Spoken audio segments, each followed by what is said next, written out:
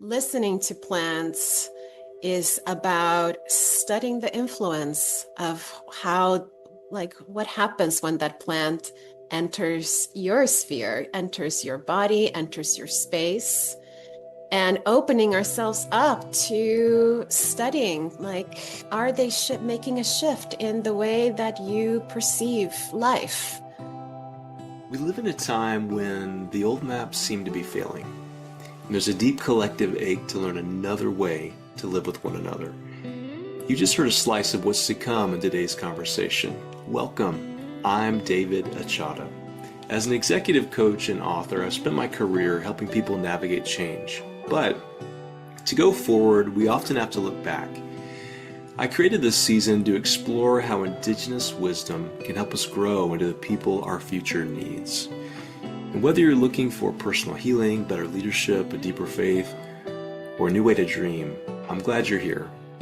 We're widening this circle this season to rediscover what it means to walk in a good way. So welcome to the How People Grow podcast season 6. So my guest today is Francisca Santibanez, and I'm super excited to have Francisca here. Today we're going to be talking about the subject of listening to plants, and this is a subject that's fascinating to me. I listen to podcasts, interviews, I read on this subject, and in the process I came across Francisca and I thought, I've got to talk to this person. So Francisca, thank you for being here, and tell us a little bit about yourself. Thank you so much, David. It's an honor and pleasure to be here. My name is Francisca Santibanez, and I am the founder of Plant Spirit Talk.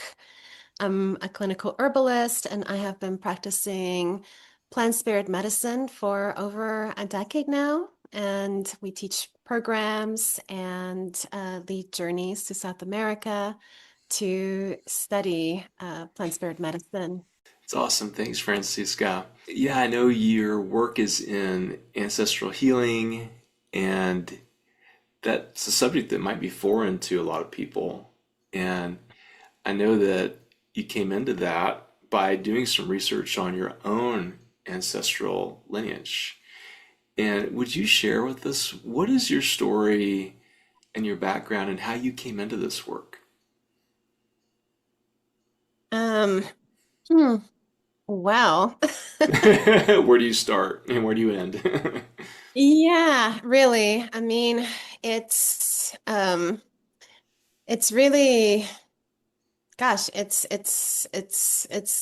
been at the core of this exploration for me, really. So, in tw when was it? I think it was in 2010, 2009, when I found out I was diagnosed with glaucoma. And it's a very particular kind of glaucoma where the pigment inside my eyes is shedding essentially and blocking the pathways through which the optic fluid flows. And it's called pigment dispersion glaucoma. And I found out it's a genetic inheritance. And before that, I never really thought about ancestors. And um, and so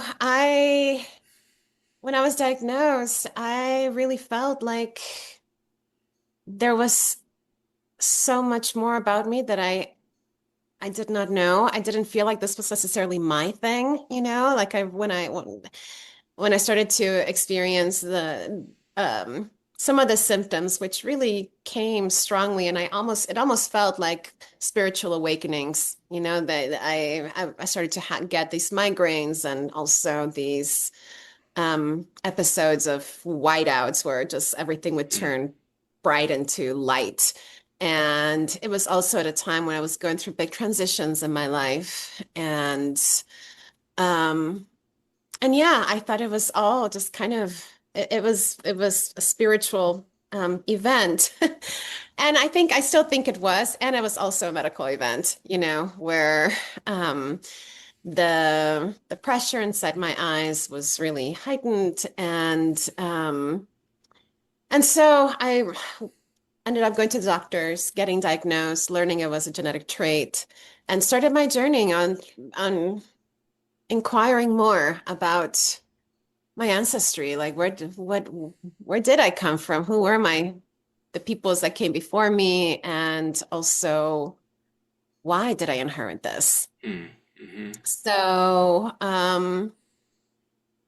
yeah, I wasn't working with plants at the capacity of plant spirit medicine. I mean, I've always loved plants, but they weren't in my life and at that capacity. And it wasn't until 2012, 2013 when I had another medical event where I herniated 3 discs in my back, and it led to me being on disability and Mm, unable to walk fully for 2 years, mm, where I felt like my life really stopped me on my tracks and redirected me to look at to do something differently. And that's when the plants came in, So at the yeah. time they came in via herbalism. Uh, I met this beautiful naturopath that that recommended that I start working with plants and with supplements. And it was through that work that I was able to start to get better after 2 years of just treating symptoms. Mm, And after that experience, um, I was also invited by the same person into Amazonian medicine. And I had my first journey with grandmother medicine, ayahuasca back in 2013. And it, yeah, it changed everything. It was actually during that first journey that I was shown really that my essence was connected to the plants, and I received a huge welcoming from the plant queendom, when I entered that journey. They were like, "Welcome back." And they also informed me that doing plant work was actually my purpose, that that's what I was meant to do. And 2 weeks after that journey, I ended up joining the clinical herbalism program at the Berkeley Herbal Center. And so it all happened very quickly, very serendipitously. And uh, after doing that program, I started to learn about plants from the more academic and medicinal perspective, physiological, pharmacological sense. And also, they did have us do these exercises, which were wonderful, which was to have an herb of the week where we would sit with the plant for a week and just explore our relationship with that plant and listen to what would come up. And so I started to do more and more of these sits, and that's where my connections with plants really started to light up. At the same time, I started to work with a teacher who worked with the Embera tribes of Panama and held dietas, and he put me on my first dieta, my first plant spirit diet with tobacco. And this was while I was in herb school. And during that first sit, like during that first dieta, like official initiation with the plant, which was tobacco for me, I had my first encounter of actually feeling and seeing my ancestors. mm, And it was through meditation with tobacco. I was working with tobacco in the tea form that you insufflate through your nose. And while I was in this meditation, I saw these 3 figures that told me that it was time to go back to South America. And at the time, I had been in the States for I think 23 years. It had been a couple of decades and I hadn't been back due to just lots of trauma that had happened, here in South America. And so I had really kind of tried to dissociate myself and from the Southern Hemisphere and thinking that I could just kind of not think about ancestry, and they told me it's time. I was already working with plants. They told me it was time to learn how my ancestors work with plants. So, Francisca, I know that you've done a lot of work in your ancestry and you've been digging in and you share with me some of your journey. And where did that lead you? Yeah, thank you for that rich question. Yeah, through seeking out my ancestry, it has led me to find out more about my roots and discovering that my ancestry comes from Brazil, and that yeah, even though I had been disconnected for all this years, um, I was actually able to return to Brazil in 2019. And part of my inquiry in coming back here has been to learn the language of my own ancestors as to how they related with plants and with the land and many of the land deities, the land gods, which here for my ancestors, they're the orishas. So I'm on a journey with learning about that and cultivating relationship with the place here. Currently in southern Bahia, Brazil, and so it has been a very led journey um, through the spirits of the waters and the land, Yemanja here, and also Pachamama, which is the entity, the work that I have been studying from Peru, that has really yeah, helped me on this healing journey and learning from the plants. Hmm. But sort of dropping this little breadcrumbs, this little nuggets to get me back here. And it's been over 5 years now. So 2019 when I first came here, and then returning here every year with the question if this is the place for me to land and for me to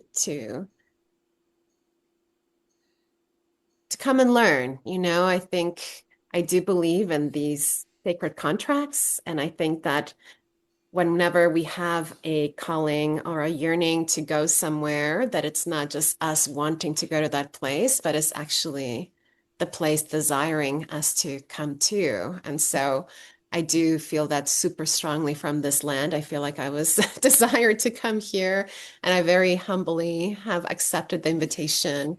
And yeah, it's been remarkable to slowly be receiving more and more information about my ancestry. Firstly, recovering the language, remembering Portuguese. Portuguese was my first language. Okay. Um, and then I learned Spanish and then English. Hmm. Uh, and and yeah, spending a lot of time, like part of how I came to actually steward this land where I'm at right now was after a prayer that I did during the Festas en Yemanja, the holiday where we're here. We honor the ocean goddess of Yemanja, which is the mother of all the other gods, all the other orishas. And so it was through an offering to the waters, asking for both permission and more clarity around whether I was meant to be here or not, that this opening came about and this opportunity to come and steward this land. Hmm. Wow. And Francisca, you have shared so many pieces that I would like to maybe back up and ask about a little more. I want to get us eventually to your relationship with these plants. But I know that for many of our listeners, a lot of the concepts that you shared are foreign. I may have heard of these words, these ideas, but I think probably the big one is,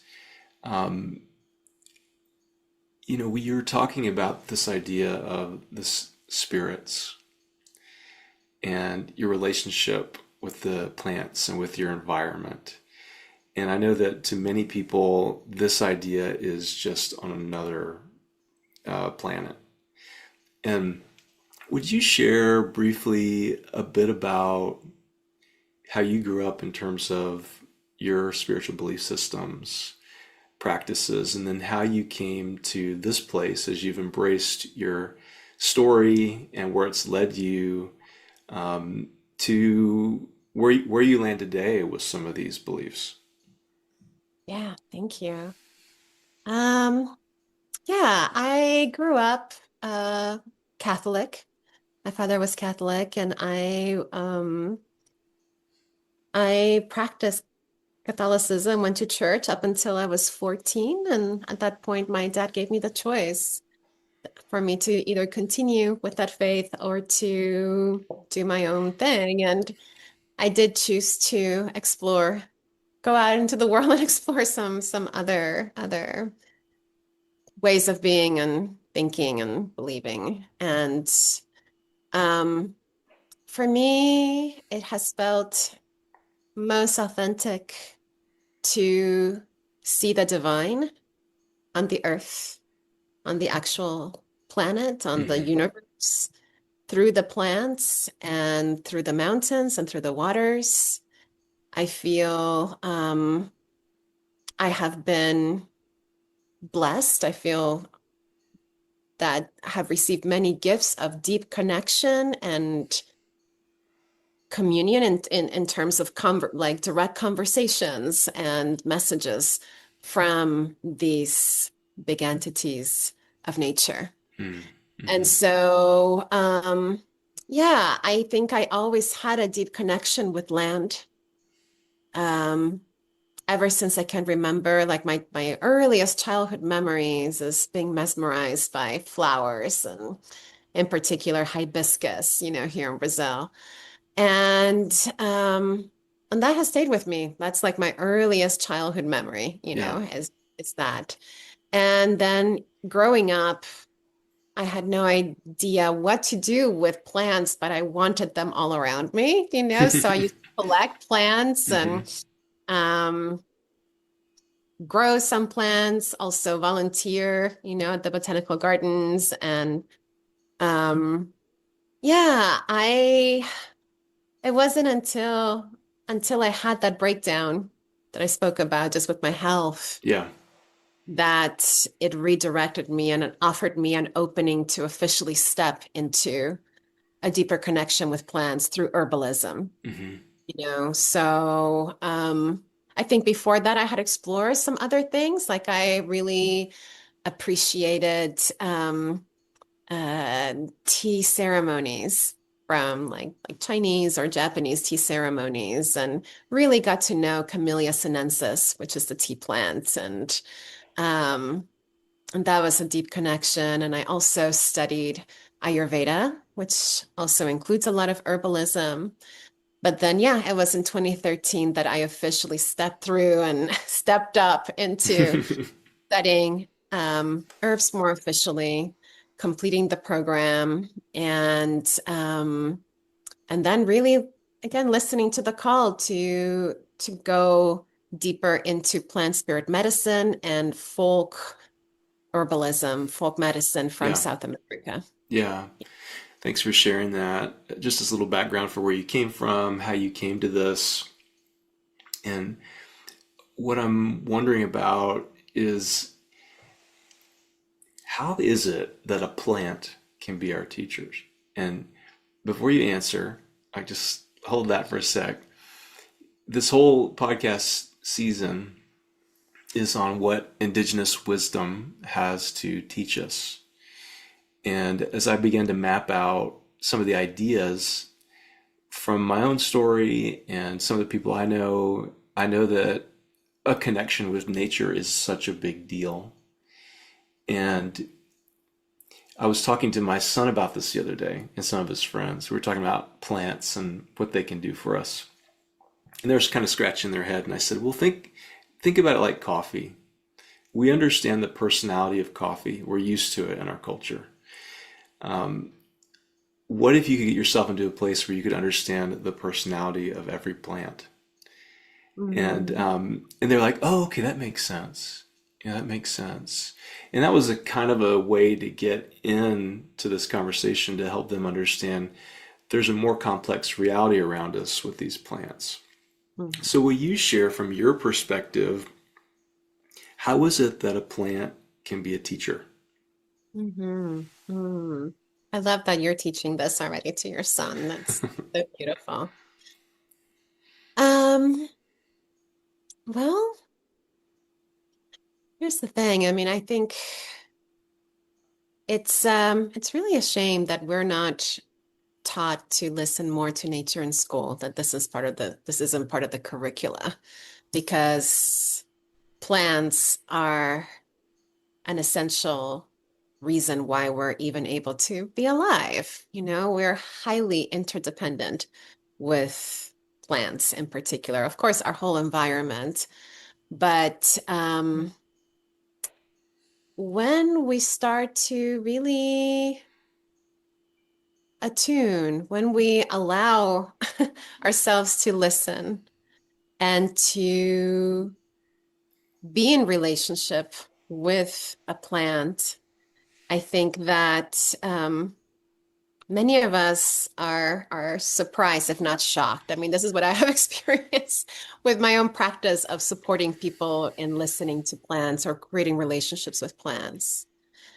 You know, oftentimes we think that speech or communication can only happen in this way that you and I are talking, Right. but we're not really used to listening with our bodies, with our senses, through our Mm. dreams, Hmm. through our own intuition, through the wind. You know, it's like it's a whole other way of listening and communicating and transmitting communication, you know. So I think that that's really the first step is to understand that we, within this vessels, this human vessels, we have so much capacity that I feel like we're barely starting to understand, scratching the surface of how much information we can really take in and understand and how much information is around us and is trying to get through to us. I Mm-hmm. feel like not only the plants are speaking to us all the time, but also the earth. And, you know, when you look at interspecies communication, I mean, if you observe and, you know, there's so much communication going on. And a lot of it is, you know, telepathic, is a studying of movement, is a listening of how the environment shifts when a particular being enters, you know, the space is all of those things. And so listening to plants is about studying the influence of how, like, what happens when that plant enters your sphere, enters your body, enters your space, and opening ourselves up to studying, like, does your energy shift? Does your mood shift? You know, do you feel, what do you feel in your body? And of course, these plants, many of them are medicinal, and so they're having a direct impact physiologically and medicinally, you know, in your body. And also, like, are they making a shift in the way that you perceive life? You know, could it be that maybe you feel a little bit more optimistic or you feel your heart opening? Could it be that the plant is speaking to you through your heart or through your mind, like expanding your mind so you can receive other possibilities or, you know? And so there's so many complex um and deep, profound ways in which the plants work with us and through us that is, I see as communication. Hmm. And sometimes there are those plants that will actually give you messages where you hear, you can hear them guiding you or speaking to you or telling you that something is off, you know? Yeah. Um, but that is not always the case. Sometimes it's a lot more subtle, and sometimes it requires us to do deeper listening. Hmm. You shared something earlier that relates to this about a dieta.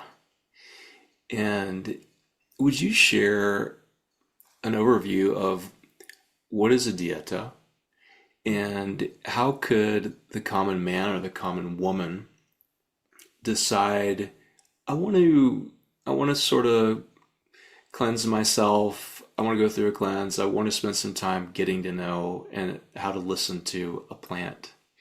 What would that look like? Yeah. Um, so the practices of dietas, which translates to diet, is it comes from vegetalismo, which is the umbrella term used for many of the different traditions in the Amazon that practice this listening to the plants as teachers, that sees the plant world as embodied spiritual teachers. And so the way that we learn about um, the teachings of these master plant teachers is through a dieta, and the dieta is a designated period of time that is what contains this work, where you are first preparing to have a meeting with this plant teacher, and that means that you are cleansing and doing both a physical detox as well as a mental detox. So it's making space to welcome in a plant entity, this plant teacher, master teacher, and then going into this deep listening space of um, studying, like really studying what happens when we drink the plant, when we sit with the plant, when we invite the plant in, and we ask humbly to teach us how to be in this relationship of master and teacher, and ultimately. Um, Mutuality, where it's not just you receiving from the plant, but understanding your role and also giving back to the plants. So the dietas can be anywhere from a few days to a few years. Typically, nowadays, you can go to the Amazon and work with a teacher for about 10 days and do a plant dieta. Um, but the process is it's so much faster than that, you know. It's like oftentimes we have the diet space, which is that contained ceremonial space, and you're detoxing and you're drinking the plant, and in that study of receiving the transmissions of the plants, which may come in dreams or in visions, or again, like they can shift your physiology, you know, how your body processes things. And I think there's infinite ways in which plants move through us and instruct us. Um, Ultimately, though, the real work is in the post dieta, you know, which is the integration of these teachings into the day-to-day life.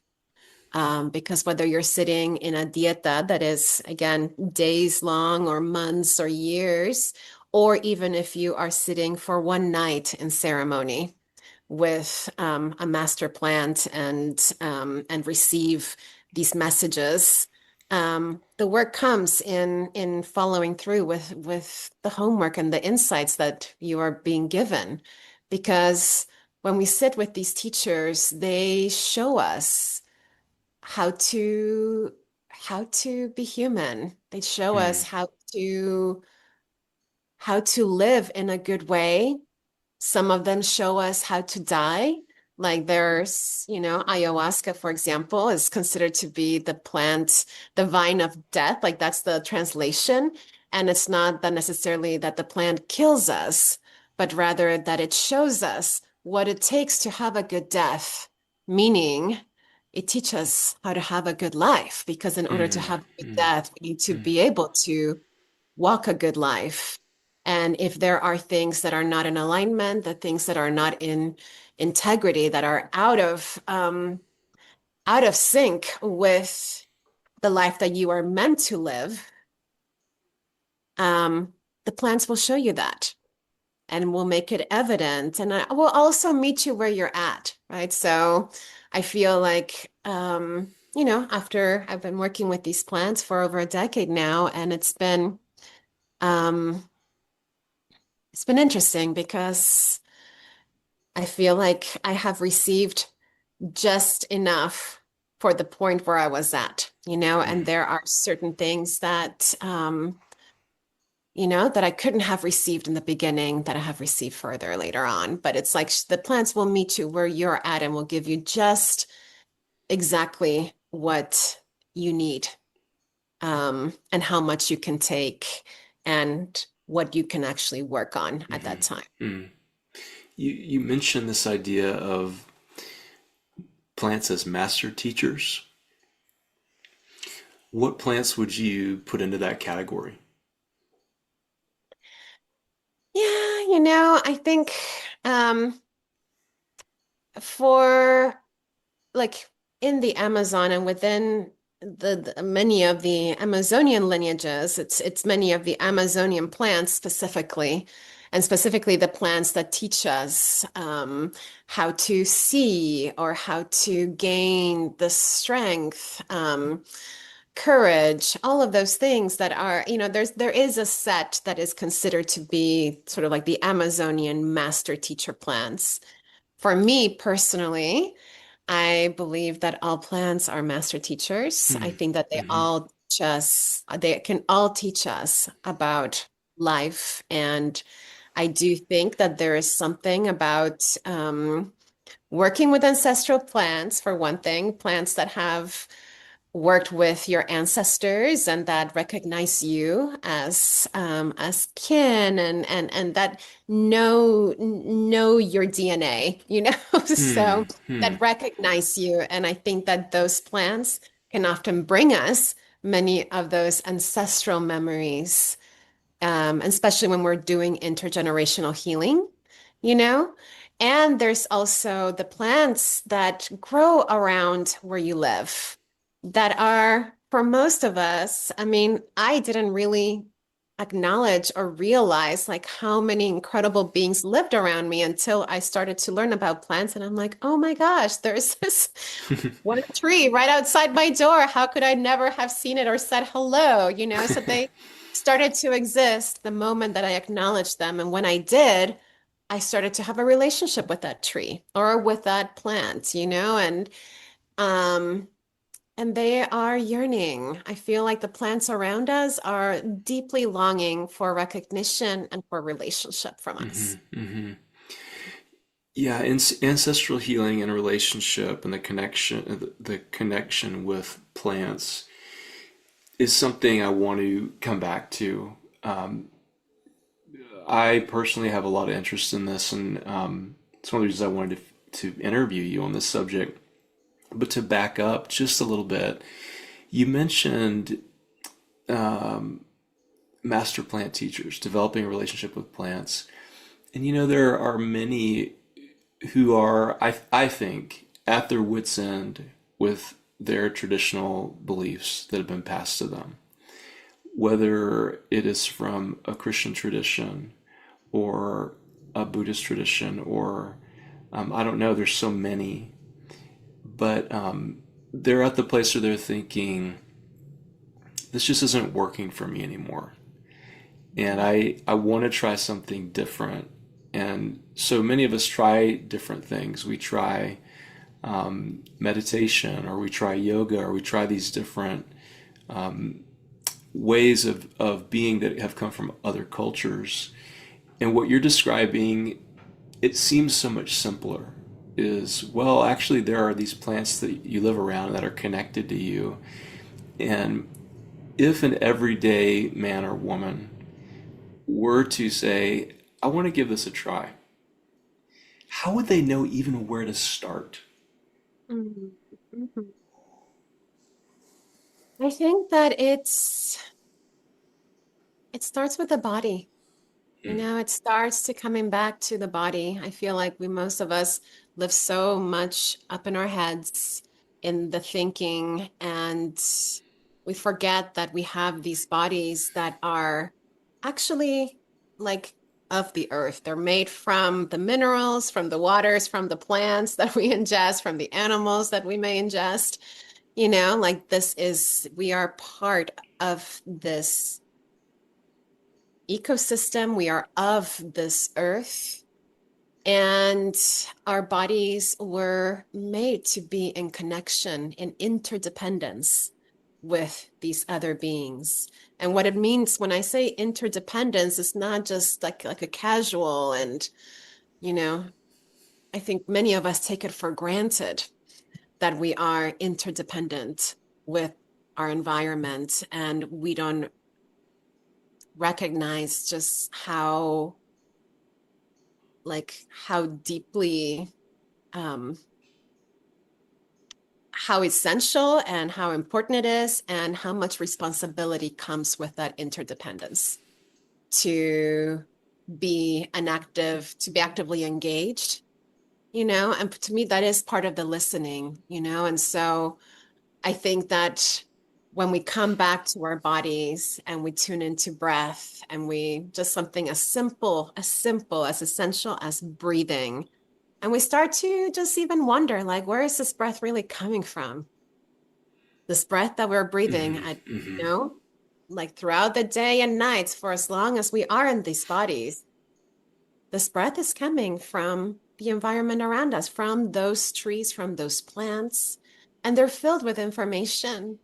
And in return, we get to offer something back that again may seem casual and it's easy to kind of bypass. But when we start to just bring more consciousness to the simple act of breathing with intention, like breathing in and fully taking in the fact that this breath was a gift, that maybe this breath was an offering from the environment around us that is allowing us to be there, that is inviting us, desiring us to be there, and that we also have an opportunity to offer our thanks and appreciation back as a gift as we breathe out. It's beautiful.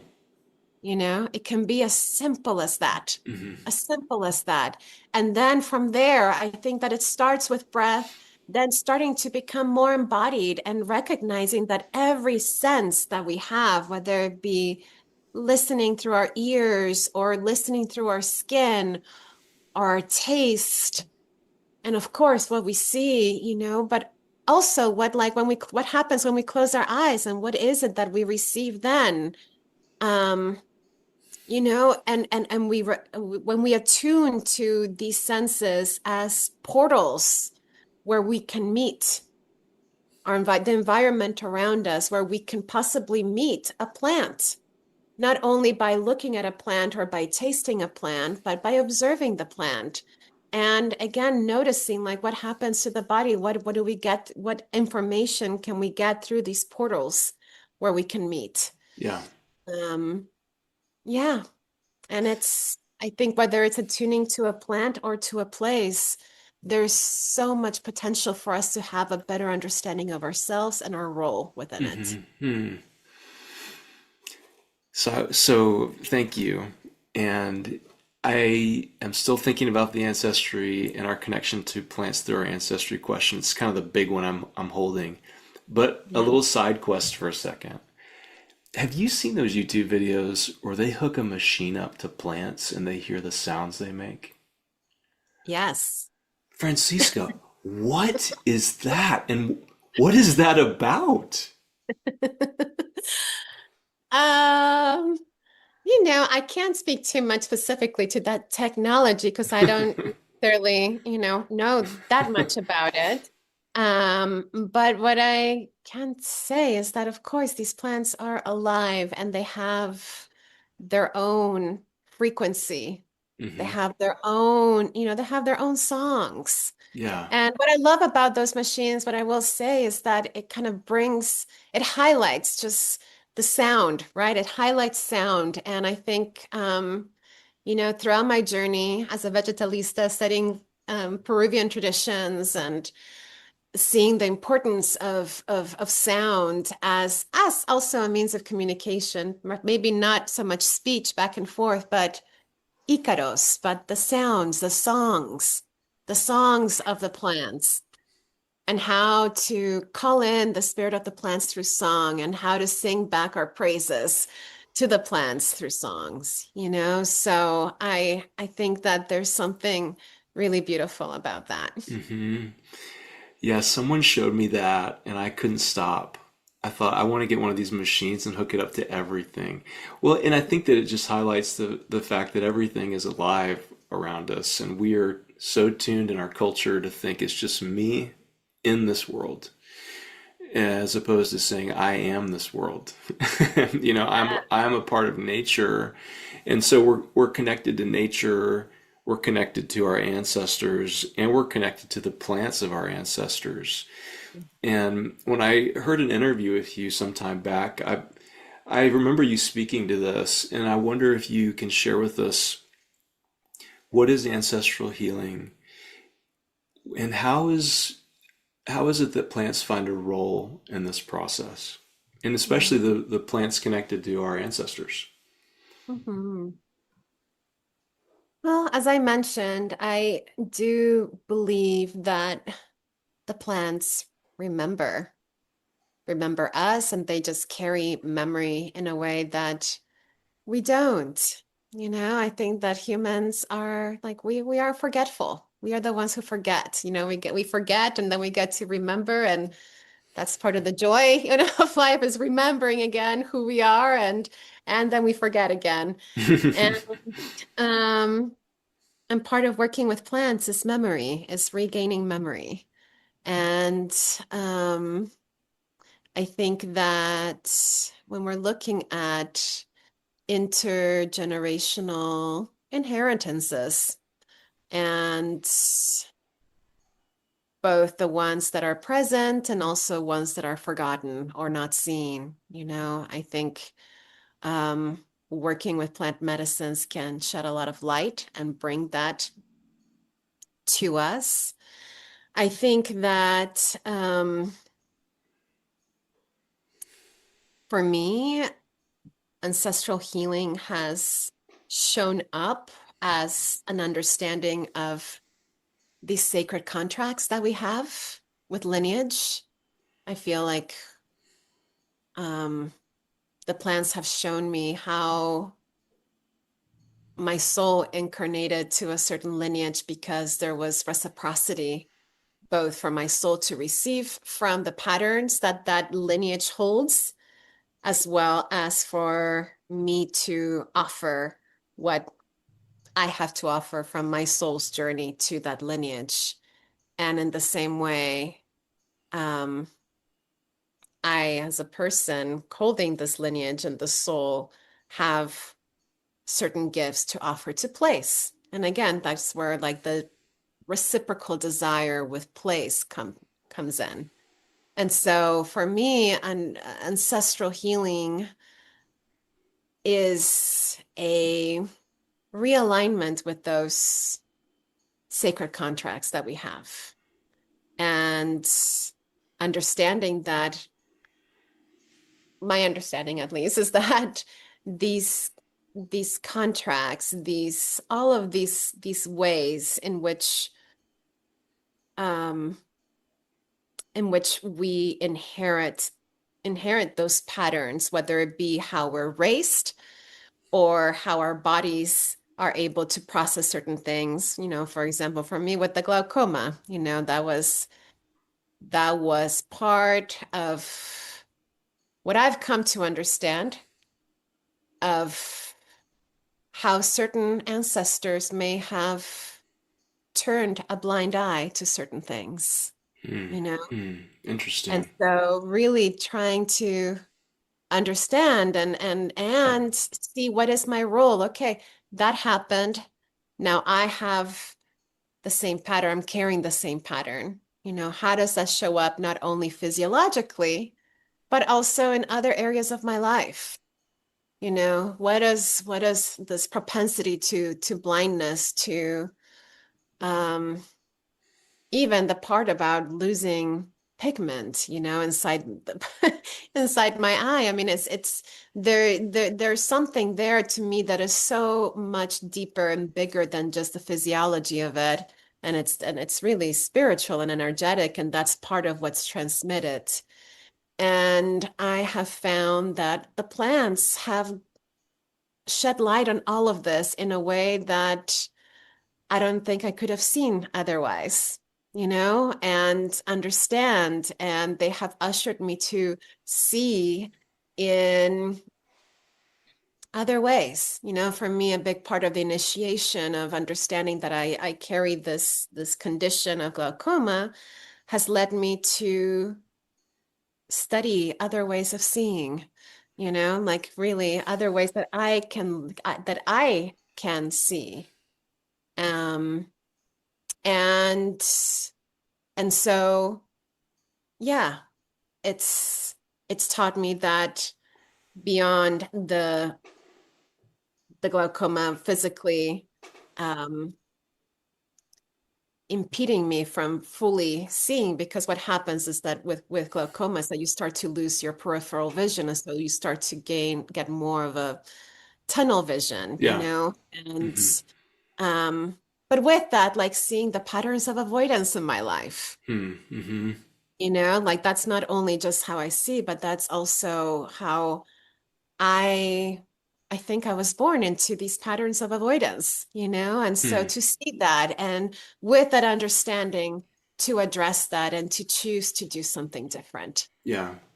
and so to me, ancestral healing is about that journey of like first of all, understanding like what were you left with? What are you working with? What are those inheritances that you were born into or that you were raised with? Because those two are inheritances. And Hmm. I do believe that when there is a case of such as adoption, is that you are working with multiple agreements there, Hmm. ancestral agreements, Hmm. but ultimately it's like, what are you working with? What do you have to work with here? Hmm. Hmm. And the opportunity to sh to shift the direction of that. Yeah. And that Right. comes, and that is the integration work, right? So I may get the information, which I have through whether it be a ceremony, like an overnight ceremony, or a month-long dieta, where I'm sitting and I'm starting to see these things and receive, the realization, that I'm carrying this patterns of avoidance, and that there are all these areas of my life that I haven't really been paying attention to, that I've been avoiding. And with that, I've been really missing out, Yeah. So I've been Yeah. shown like how much am I disengaging or unengaged in a way that it's impacting my quality of life, or like what is possible for me, Hmm. right? Hmm. So that's what I get to see during these ceremonies. And then comes the post dieta or the post ceremony. And that's where the work begins. How do I bring that to my day-to-day choices to not look away and to engage, especially in those areas that may not be as fun or even a little gritty or full on challenging. Yeah. you know? Hmm. Hmm. And I know that that is my work for this lifetime. This is Hmm. why I'm working with this. It's like, is to nurture the courage not to look away. Yeah. This is so incredibly rich. What it's making me think of listening to you as someone with a Christian background, with a pastoral background. Years ago, I was helping start a church, and a spiritual mentor of mine said, I want you to do some research into the place where you are trying to root in with this new body of people. And I want you to understand what their theology of the land is. Mm. And I said, well, what do you mean by that? And he said, well, every place has an understanding and agreement about what reality is like and what God is like. And you need to be able to articulate that. And that was a new concept. And as I began to really think it through, I thought this really makes sense in these different parts of the world and of our country, the United States. There are different beliefs about what reality is like. And what I hear you saying about ancestral healing is it's less about the locale in which you live and more about the lineage to which you are connected, and how in the Mm. lineage you're connected to there is a belief about what reality is like. There are habits about how we behave as a, for me as an achata, or for you or whoever. And what I'm hearing loud and clear is we need to create a practice to listen to what those patterns are so that we can heal them. And is that an accurate understanding of what you're explaining? I think that's very close. Okay, okay. Where I am I think I off? like it. I like where you're going. Yeah, it does for sure. Yeah, absolutely. I mean, I think that sorry, there's this beautiful horse that is just like Oh, I wish I could see it. um yeah, so sorry, let me get back to that. With Yeah. the ancestral, yes. I think that I love that you were presented with that question. I think that's Mhm. such a rich and beautiful question, and I think it's part of the work that we have wherever we go somewhere. To me, even if we're visiting a place, like for me, it's important to ask permission, and I try to start connecting with the place ahead of time, Yeah. letting the place, the spirits of the place know, hey, I'm feeling called to visit. May I please come in a good way? Please show me what I require to be there in a good way. Hmm. Show me Hmm. how to be there in a good way, Yeah. like, and then, yeah, learning the language of the place because again, there's a whole ecosystem of relationships, happening around you. And I think that, you know, as humans, we think that we're at the center of it all. Yeah. Right. And I think part of the work that comes with working with plants is decentralizing ourselves and kind of, for me, it's been really helpful to put the plants at the center and Hmm. realize that I'm just a little part of the whole rest that they're in relationship with, Yeah. and also understand that when we enter a place, we're bringing all of ourselves, including those ancestral inheritances. Hmm. You know, Yeah. so for so one of the courses that I used to teach, and is something that I now integrate into my program, was based on ancestral healing and was called Earth, Blood, and Soul. And it was, again, based on these sacred agreements and taking a look at what were our agreements with the earth, what are our agreements with our blood, and our agreements with the soul, and how all of these converge to who we are and where we choose to be, you know? Um, and that choice, again, I don't think it's just one-sided. I believe that it's a reciprocal, it's a mutual choice. And we also know when we think we're meant to go somewhere and then things really start to fall apart and not work out for us to be somewhere, that is a redirection, you know? I mean, it's Yeah. it's it's very evident to me. Hmm. Yeah. So, is there benefit? For instance, my mother's family came from Scotland in 1775. My father immigrated from Peru in the early 1950s. And so, if I were your client coming to learn, would you recommend I look into the plants of those from Scotland and what did they use?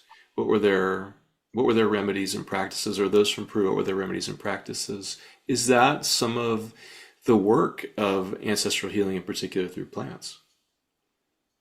I think so. Any information that you have, I think is worth retaining and exploring. I think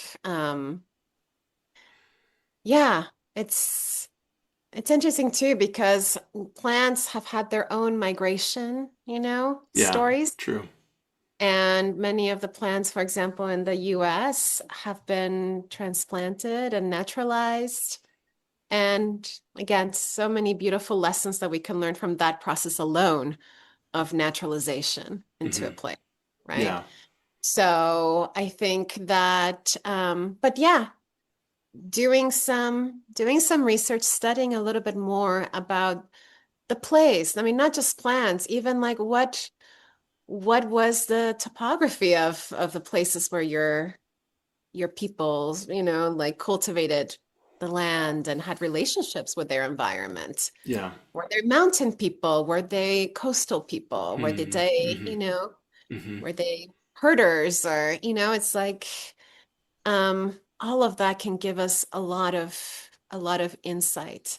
And Hmm. that's usually where we start, and I think that it is such a privilege to have that information. It's Yeah. amazing, when your family came to the United States, I mean, to the year, Yeah. that's really beautiful. Yeah. That's really fortunate. Well, I'm thankful, my mother did the research and I want to continue to do my own research, for my own, growth and development because what you're describing is important to me. It's one of the reasons I wanted to do this particular season is that I think one of the things we can learn from our native ancestors is the practice of listening to nature, to God, to our ancestors, to our stories. And I have one more as we maybe finish up for today. I hope we'll have more talks. But, you know, I think that what we're talking about is so incredibly rich because you're helping us see there are all these different ways to listen. And when we met before this, we were talking about this idea of a sentient relationship, developing a sentient relationship with your life and, making a life of listening your practice. And how would you guide us to develop a sentient relationship with our lives? Hmm. That is such a beautiful question. Um, mm, well, I think that word sentient to me is it's such a profound word. I think of sentience as the feeling body, as an intelligence that is so much deeper than just in the individual. To me, sentience almost connects to, yeah, it's to me, sentience is connected to a more collective sense of being. And I think that through embodiment, through coming back to the body to acknowledge the body as sentient, right? As being not only that we get to have these bodies as our home, but that the body is also connected to the earth and therefore has the experiences is connected to the experiences of the earth. I see our bodies as sort of like an extension of the earth's nervous system. And that's part of Hmm. this to the feeling body. I Hmm. don't think that we're separate from what the earth feels as an organism. Hmm. So seeing the sentience in ourselves, seeing the sentience, like when our body speaks, I feel like, you know, uh, listening to our feelings in a way that is not just a mood, a random mood, but rather like that there is information, that there's wisdom there. When we feel something, that there is something in us that is striving to communicate to us about something that may or may not be in harmony with the rest of life. Yeah. Hmm. So I feel like all of that there's so much sentience, and so part of becoming intimate with life and with the sentience of life is coming home to the body and to the fact that we belong here. We were wanted to be here, by this earth to take space in these bodies that we get to be in. And that with that comes a tremendous gift of being interconnected through that sentience. Beautiful. Thank you for that guidance, awareness, and your time. Thank you for the vulnerability. You have the risks you've taken to share your story with me, a stranger. And I've been really blessed by it, and I hope that our listeners have. If people would like to find out more about you and your work, who are curious, how would they find you? They can go to my website. I'm at plantspirittalk.com. Or also, we do have an Instagram handle also that's called Plant Spirit Talk. And yeah, we post there our events, our programs, and if somebody's just curious about doing work with me personally, they can book a discovery call right on my Hmm. website. On the Hmm. homepage, there's a button there, Yeah. and we can have a 20-minute free consultation, and I'd be so happy to sit down and have a chat. Okay. My guest, Francisca Santibanez, the conversation we've had today is about developing a relationship with plants and a life of listening. Francisca, thank you so much for being here. Thank you so much, David. It was such a pleasure and honor. Well, special thanks to Francisca. What a great conversation. A lot for us to think about in terms of how we listen to plants, listen to the earth, and I would even say to listen to God. And if we can learn to do that, it will become clear that our current way of life is kind of like a dream that we need to wake up from. So what I did to wrap up this season was I reached out to John Perkins, who is a best-selling author of a book called The Confessions of an Economic Hitman. He spent a lot of time in Ecuador, and he wrote another book called The World as You Dream It, which I read years ago. It fascinated me. And I asked him to talk with us about how do we change our dreams. Perkins was saved by a shaman in the 60s, and he got to learn from this man how to change the way that we dream, and I thought, what a cool way to end this season.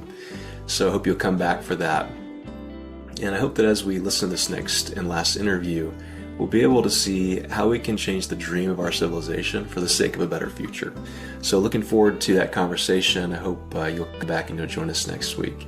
If this is helpful to you, you can leave us a review or check us out on Substack. And there's an opportunity there for you to drop a couple bucks a month and be a part of a conversation with like-minded people. Hope you'll join us, and we'll see you next week.